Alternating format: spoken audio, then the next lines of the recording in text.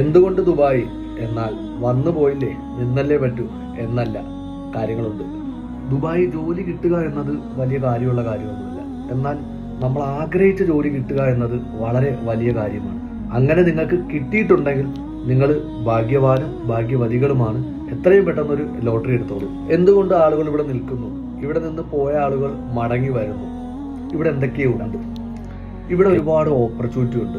നമ്മൾ നാടിനെ വെച്ച് കമ്പയർ ചെയ്ത് നോക്കുമ്പോൾ ഇവിടെ സാലറി വളരെ കൂടുതലായിരിക്കും. എന്നാൽ ആദ്യത്തെ ഒരു വർഷം നമുക്കിത് ബുദ്ധിമുട്ടായിരിക്കും. കാരണം നാട്ടിൽ 25,000 സാലറി ഉള്ളതും ഇവിടെ 50,000 സാലറി ഉള്ളതും ഏകദേശം ഈക്വലാണ്. കാരണം ഇവിടെ റൂം റെന്റ്, ഫുഡ് എക്സ്പെൻസ് വളരെ കൂടുതലാണ്. എന്നാൽ ഒരു 2 വർഷം കഴിയുന്ന സമയത്ത് നമുക്ക് ഇവിടുത്തെ എക്സ്പീരിയൻസ് ആയി, ലാംഗ്വേജ് നമ്മൾ പഠിച്ചു, ഇവിടുത്തെ കാര്യങ്ങളും നിയമങ്ങളും ഏകദേശം നമുക്ക് മനസ്സിലാവും. ഇങ്ങനെയുള്ളൊരു വ്യക്തിനെ തേടി വരുന്നത് വളരെ വലിയ ഓപ്പർച്യൂണിറ്റി ആയിരിക്കും. ഈ നാടിനോട് എല്ലാവർക്കും ഒരു പ്രത്യേകതര സ്നേഹമായിരിക്കും. കാരണം നമ്മൾ നാട്ടിൽ നിൽക്കുന്ന സമയത്ത് ചെയ്യാൻ സാധിക്കാത്ത ഒരുപാട് കാര്യങ്ങൾ ഇവിടെ നിൽക്കുന്ന ഒരു വ്യക്തിയെ കൊണ്ട് ചെയ്യാൻ സാധിക്കും. മേ ബി അവരുടെ പുതിയ വീട് വെച്ചിട്ടുണ്ടാവും, കാറ് മേടിച്ചിട്ടുണ്ടാവും, നമ്മൾ അയച്ചു കൊടുത്ത പൈസ കൊണ്ട് പല കാര്യങ്ങളും നാട്ടിൽ നടക്കുന്നുണ്ടാവും. ഈ ഒരു കാരണങ്ങൾ നമ്മളെ വീണ്ടും ഇവിടെ നിൽക്കുവാനായിട്ട് പ്രേരിപ്പിക്കുന്നുണ്ട്. 2 കാര്യങ്ങളുണ്ട്. ഒന്ന് കടം തീർക്കണം, രണ്ടാമത്തെ കാര്യം ഇനിയും നമുക്ക് നേടണം എന്നുള്ളൊരു ആഗ്രഹവും. നമുക്കൊരു വല്ലാത്തൊരു കോൺഫിഡൻസ് കിട്ടും ദുബായിൽ നിൽക്കുന്ന സമയത്ത്. ദുബായ്ക്കാരനാണല്ലോ, അവർ പേരുണ്ടല്ലോ.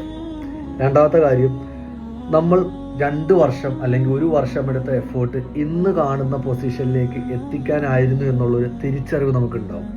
അപ്പോൾ ഞാൻ മനസ്സിലാക്കിയെടുത്തോളം ദുബായിക്ക് 2 ഫേസ് ഉണ്ട്. അതിലൊരു ഫേസ് നമ്മൾ റീലിലൊക്കെ കാണുന്ന ഫേസാണ്. മറ്റൊരു ഫേസ് ഇന്നത്തെ ദുബായിനെ ആക്കി മാറ്റിയൊരു ഫേസും ഉണ്ട്. പക്ഷേ ഇന്നത്തെ കാലഘട്ടത്തിൽ നമുക്ക് ഇതിൽ ഏത് വേണമെന്ന് സെലക്ട് ചെയ്യാനായിട്ട് പറ്റും. അതിനുള്ള ഓപ്പർച്യൂണിറ്റി ഇവിടെ അവൈലബിൾ ആണ്. ഇത് തിരിച്ചറിയുന്നത് കൊണ്ടാണ് ഒരുപാട് ആൾക്കാർ ഇന്നും ഇവിടെ നിൽക്കാൻ തയ്യാറാവുന്നത്. എനിക്ക് പറയാനുള്ളത് 99% നിങ്ങൾ എത്തിയിട്ടുണ്ടാവും. മേ ബി 1% ബാലൻസ് ഉണ്ടാവുള്ളൂ. ഒന്നുകൂടി ഒന്ന് പിടിച്ചു നിൽക്ക്, ഉറപ്പായും രക്ഷപ്പെടും. ഞാൻ മനസ്സിലാക്കിയെടുത്തോളം നമ്മുടെയൊക്കെ ഏറ്റവും വലിയ പ്രശ്നം നമ്മൾ പരാജയപ്പെടുമോ എന്നുള്ള പേടിയല്ല, നമ്മളത് പരാജയപ്പെട്ട് കഴിഞ്ഞാൽ മറ്റുള്ളവർ അത് കാണുമോ എന്നുള്ള പേടിയാണ്. ഇവിടെ രക്ഷപ്പെടുമെന്ന് 100% ഉറപ്പുള്ളത് കൊണ്ടാണ് ഇപ്പോഴും ആളുകൾ ഇവിടെ നിൽക്കുന്നത്, വരാൻ ആഗ്രഹിക്കുന്നത്. ഇതൊക്കെ ശരിയാണ്. എന്നാൽ പ്രവാസികൾ ഉറപ്പായും ചെയ്തിരിക്കേണ്ടതും അവരുടെ കുടുംബങ്ങൾ ഉറപ്പായിട്ടും മനസ്സിലാക്കിയിരിക്കേണ്ടതുമായിട്ടുള്ള കുറച്ച് കാര്യങ്ങളുണ്ട്. അത് അടുത്ത വീഡിയോയിൽ പറയാം. See you tomorrow.